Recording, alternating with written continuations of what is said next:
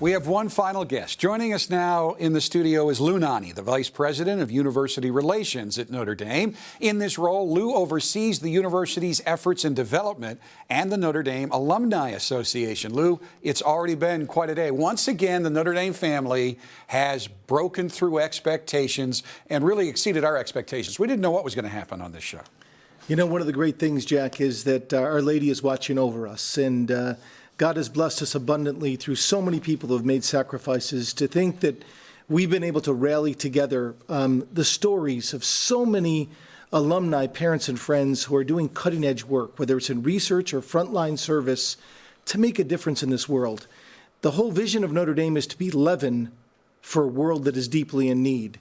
And there's never been a time, perhaps in our lifetimes, where there's been more need that's out there. So we've got to step up and rise to the occasion. We've seen so many inspiring stories today, and we've been blessed with people who have made sacrifices to help our students and their families to pursue and complete that Notre Dame degree that they have dreamed of and will help them be the future difference makers in our society. And I think that's something that people forget. I'm delighted to be here today because this is the first time I've been on campus since we came back from the ACC tournament with basketball. Notre Dame has done everything in their power to keep people safe. The pandemic's been going on for a little bit over 2 months now, and most people are quarantined at home, but the students are there too, but they're still learning. The professors are still teaching. That's right. There's no question about it. It's been a time that none of us imagined possible, right? That we would, and the problems are complex, and in the situations that people are going through are painful, and we're all asking the questions: how can we make a difference? What can I do? And do I do it at great personal risk to my family? And we go back to our Christian faith upon which this university was founded, and we are called to make sacrifices. We are called to risk for those in need. We've heard that testimony from so many today. I know that I'm inspired and humbled by it, and I promise after the show today, I will dig down deeper, and my family will too, to try to live up to what Notre Dame and what our faith is asking from all of us. And you mentioned family. There's the nuclear family, the people that live in our house. But then there's the Notre Dame family. I've been here almost 4 decades. When I first came here, they said, "Welcome to the Notre Dame family." Right. But I have learned that it's real. It's close. It may be the closest group of alumni that I have ever seen or been around. And when you hit troubling times, you turn to your family. Right. What has the Alumni Association been able to do to help the family be separate but together? Right. Well, the Alumni Association has partnered with campus ministry. They partnered with the Holy Cross community. They have made daily mass. People who love to worship have not been able to worship across the country and across the world, and been able to live stream those masses. Over 1,000 people a day are attending the 11:30 Mass from the Basilica of the Sacred Heart. I know it's brought great joy to the Holy Cross community in here to see such legions of followers to step up. But also, there's been Sunday masses, and there's been prayers at the grotto, rosaries at the grotto. When Father John in Holy Week prayed the rosary, over 50,000 members of the alumni, parents, and friends joined with him. I'm also really proud of the leadership at Notre Dame. I'm proud because when we launched this day, the first thing Father John said, if we want to ask others to help, the leadership, the president's leadership community, the committee, also the deans of the university, the Notre Dame coaches, members of the investment office, about 40 or 50 of the top leaders of the university stepped up and made voluntary salary contributions that total more than $3 million of the number that we see today.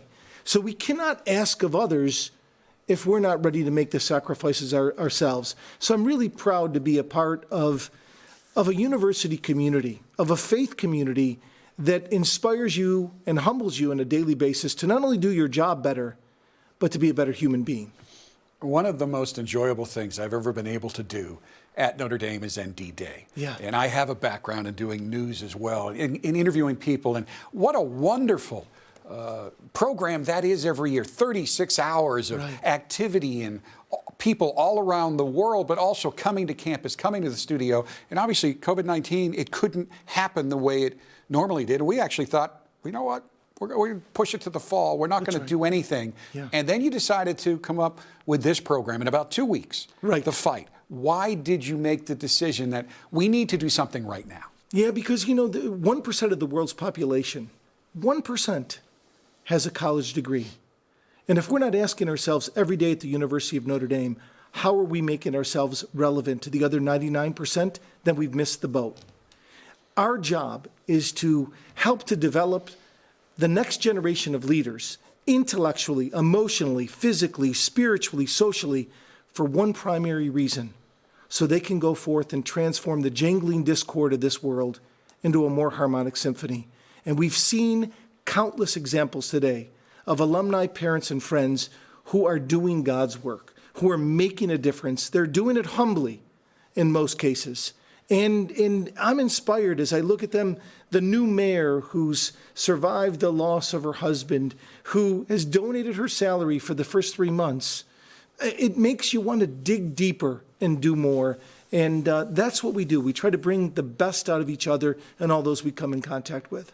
The funds raised today and tonight will go to two things. One is the fight against COVID-19. And I mean, every year, Notre Dame doesn't have a medical school, but you've got a cooperation with the Indiana University Medical School and the Harper Research Cancer Institute.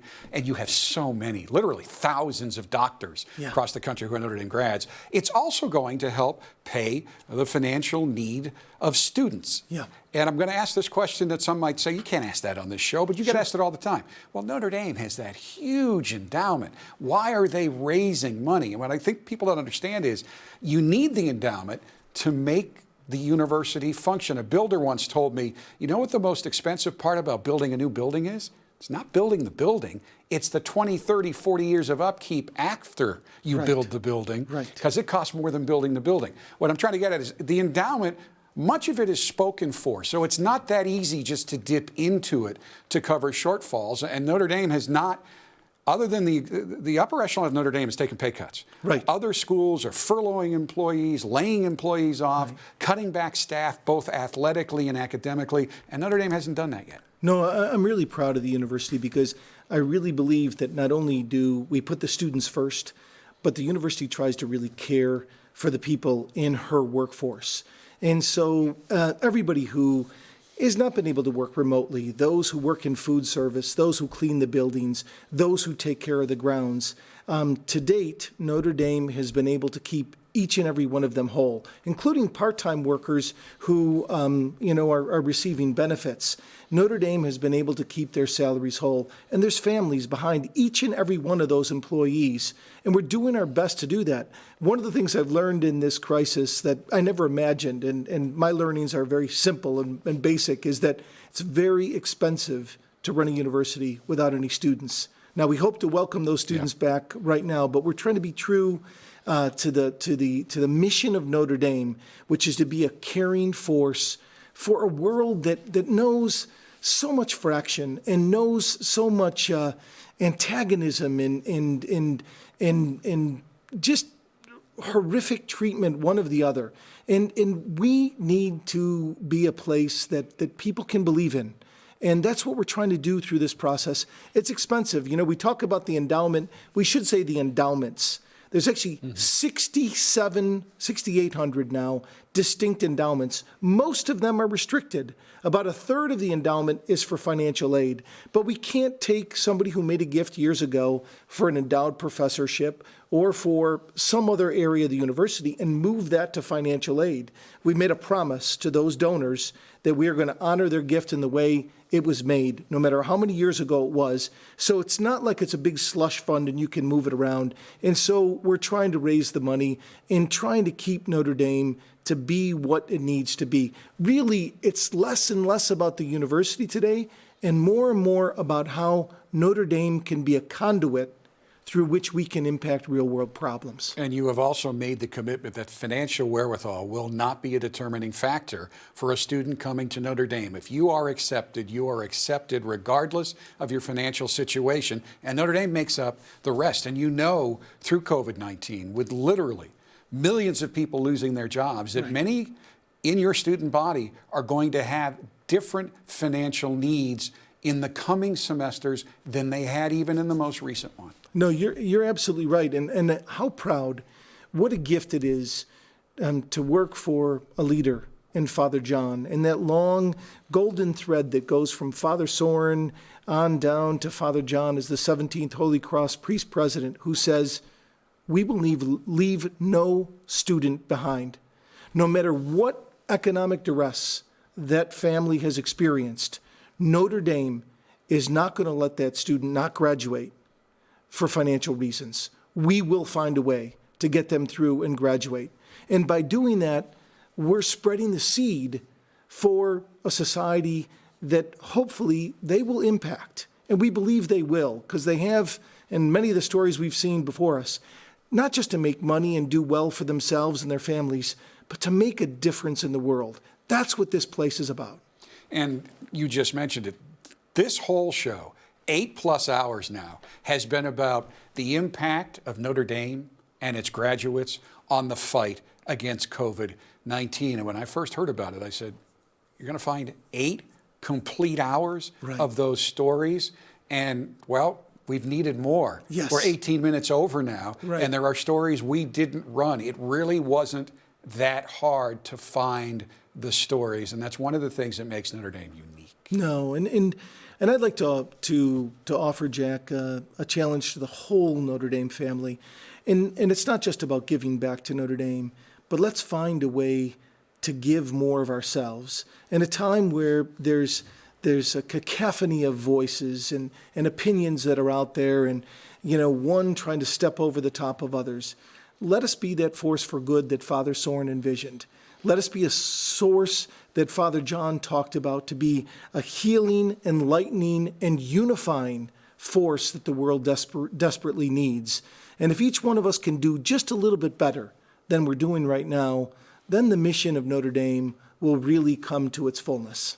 And I know when this program first started as ND Day, and I know you're hoping to do it fully in October. Yes. We weren't sure what impact it would have, but it has turned out remarkably to have an enormous impact, not only on current members of the Notre Dame family, but as outreach to others who either didn't know much about Notre Dame and have been drawn in, or maybe members of the Notre Dame family who had not yet been able to give and were inspired to do so through ND Day, which is the one pitch where if you could send us a nickel, we're happy to take. Exactly right. And if you look last year, Jack, we had gifts of $200 or less actually contributed 40 full rides for Notre Dame students. So when somebody tells you that a gift of $100 or $150 or $50 to Notre Dame doesn't mean anything, look into the eyes of one of those 40 students who is fully scholarshiped and tell them it doesn't mean anything, because it's changing lives. It's really transforming for so many students that are getting full rides here.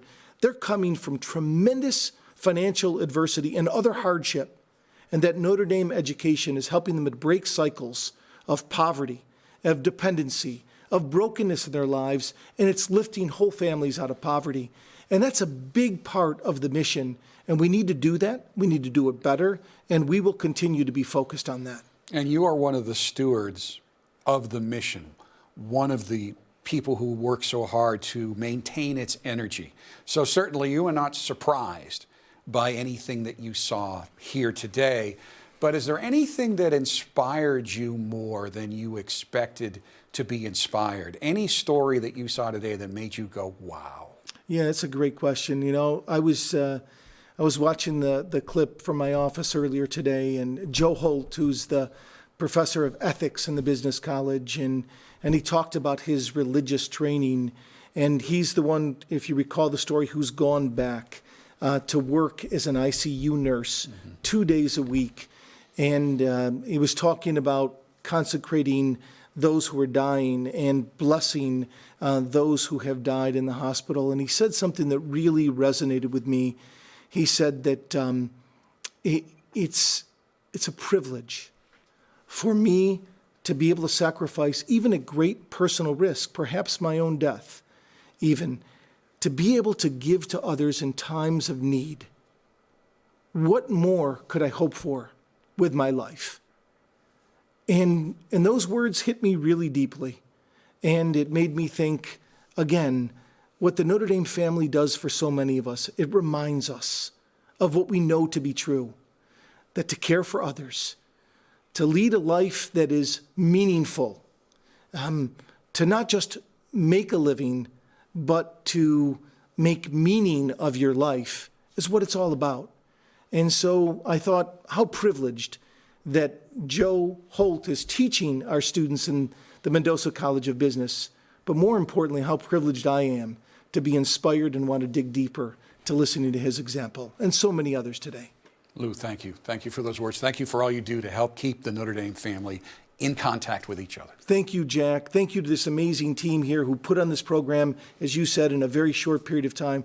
We're so blessed with people who are missionaries, who really believe in this cause. And thank you to each and every one of you who's made a gift to Notre Dame, no matter the size, the fact that you're giving and you continue to give back to our students and to this mission, we are forever grateful.